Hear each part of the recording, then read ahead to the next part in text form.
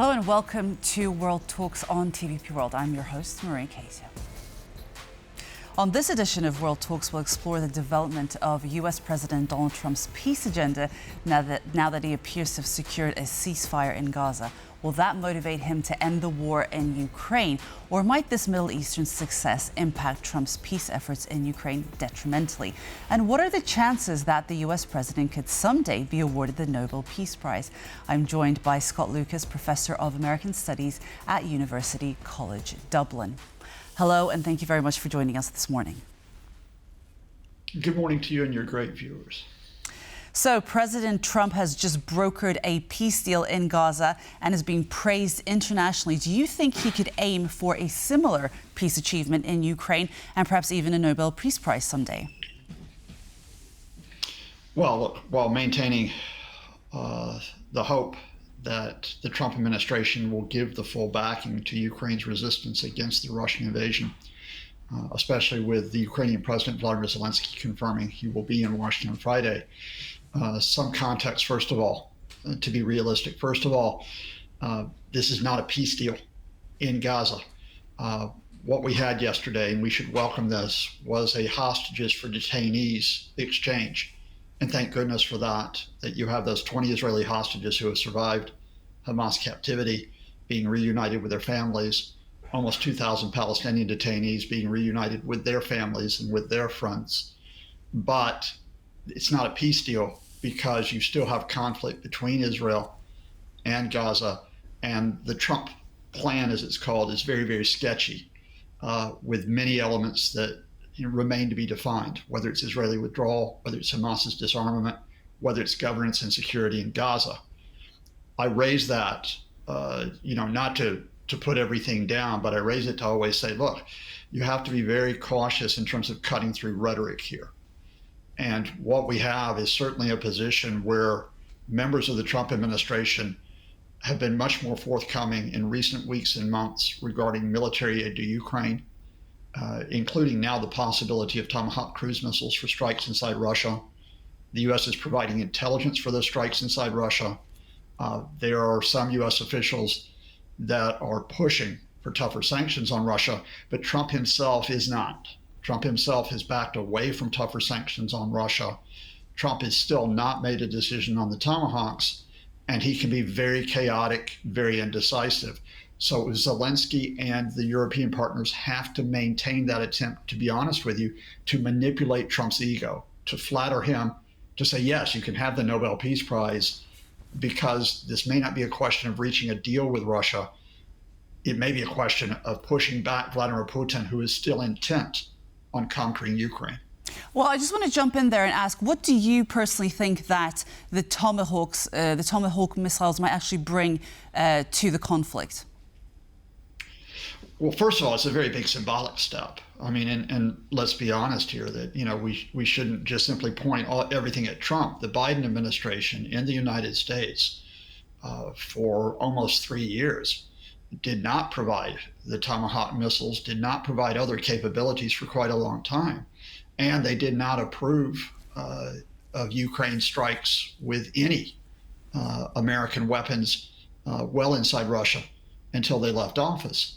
Now, that symbolic importance is matched by, yes, I think a tactical significance in that the Tomahawks are sea-launched, but they have a precision strike range of 1,600 kilometers, an overall range of 2,500 kilometers. So there's a lot of Russia that would be within their range. Depending on the numbers that are supplied, you could have an expansion of the targeting of key Russian facilities. The Tomahawks are not, the sole answer here, but we're looking at what Ukraine is doing just with drones, with what Ukraine is doing now with its own domestically produced missiles, and they are seriously affecting Russian infrastructure, especially oil refineries, with the subsequent gasoline shortages in Russia, gas pipelines, railway hubs, logistics, engineering facilities, chemical and electronics plants. So it just increases that pressure on Vladimir Putin, even as he struggles to advance on the ground inside Ukraine. Do you think that this might actually lead to an escalation of the war as much as this is obviously support for Ukraine? Oh, I mean, Vladimir Putin's going to threaten that. You know what Putin's tactic is. He thumps his chest and says, "Whoa, you don't want to do that. You don't want to be testing us. And look at us. We have our own shiny missiles." But the reality here is that you either allow Ukraine not only to defend itself, including bolstered air defenses, protection of energy facilities. You not only enable that, you also enable Ukraine to take the fight to Russia. Because if you're just sitting on defense all the time, the Russians will just try to grind you down. So no, look, Russia's going to be a threat not just to Ukraine, but to the rest of Europe, including Poland, whether or not these Tomahawks are going to be supplied. So we might as well face up to that. We know that President Zelensky is going to be in Washington towards the end of the week, and he is to meet with Donald Trump. What do you think will emerge out of that meeting? Well, I mean, first of all, let's realize what some of the media haven't noticed this morning. That is, Ukrainian delegation is already in Washington, headed up by the Prime Minister, Ms. Fedorenko. So, this is already a high-level meeting, which is discussing U.S. contributing to the financial support of Ukraine, whether the United States will encourage use of the frozen Russian assets for Ukrainian purposes. But then you're talking about, as Zelensky identified it overnight, talking about air defenses. And we know that the U.S. has some of the most advanced air defense systems in the world.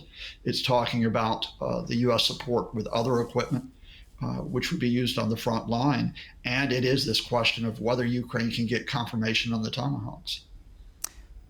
President Zelensky has said that everyone eventually shows readiness to stop military actions except for the Kremlin. Do you think that Trump can actually convince Vladimir Putin to come to the table?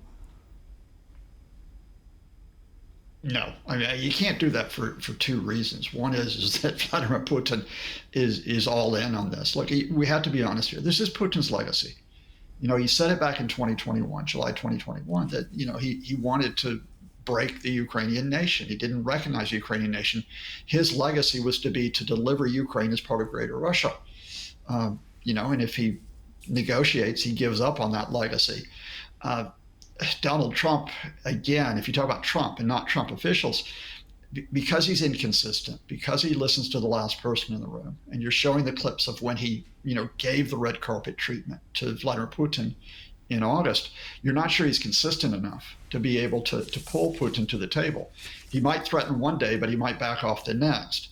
So I think you are talking about sustained pressure on Putin, and Putin eventually pulls back on his overall goals, not because Trump has brought him to the table, but because, for example, the toll on the Russian economy, the Russian ability to wage offensive operations in Ukraine, it becomes so difficult for him to do so. He has no alternative but to pull back on his ambitions.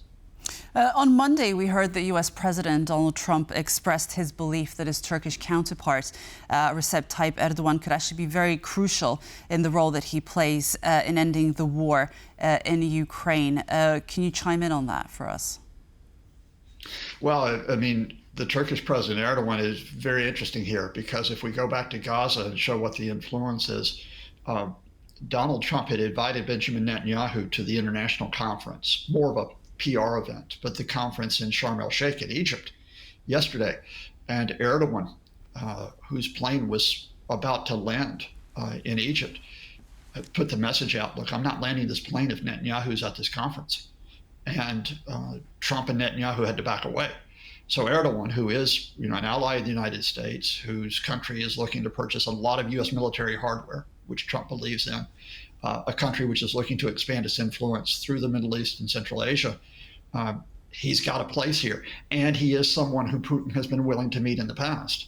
So if you're talking about whether Putin can pull back on those ambitions and go back into talks, Erdogan is a person who may be in play here, again, especially because Turkey has been the site of, the only real attempts we've had in the past 3.5 years through Istanbul to get some type of negotiated resolution. And now that we have this ceasefire, obviously we don't know how things will progress in the Middle East from here onwards. Do you think that Donald Trump will actually focus more so on Ukraine, or do you think that there actually is a possibility that he might be less interested in Ukraine? Donald Trump doesn't focus. I mean, let's be realistic here. Yesterday was Trump's ego day in Gaza. I understand that. But he was saying in his speech he might decide that he's going to get peace with Iran next, even though I don't think the Iranians will negotiate. He might decide that he's going to declare an end to a war somewhere else in the world. Most importantly, Trump is chaotic at home. He might talk one day about the need to sweep up all these migrants and asylum seekers. He might talk about the radical courts and how he's going to break them.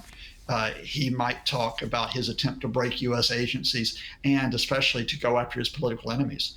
Let me just be very honest with your viewers here. You have this juxtaposition right now of this man who is posing as a peacemaker to get the Nobel Peace Prize, while at home he is trying to be an authoritarian leader.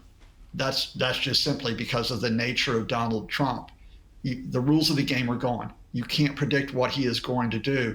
You just have to try to manipulate him to get him into a position where he thinks he benefits from what you want. But everything that you've shared with us during this conversation, and keeping in mind Kaja Kallas's visit in Kyiv yesterday, what kind of peace deal do you actually think is realistic in Ukraine right now, if at all possible? I've said the landing.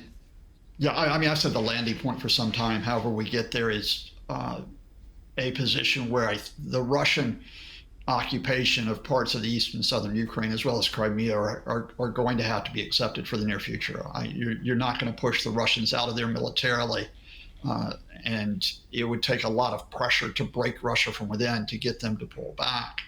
But in the meantime, the arrangements, which we're already seeing in place to an extent, is that the rest of Ukraine is strengthened and is very much part of Europe. We are talking about moving from a position of aiding Ukraine to a Ukrainian economy which can be productive and which can actually pay for itself. So you're seeing that vast increase in defense production facilities, for example, in the country. You're seeing development of other high-tech sectors.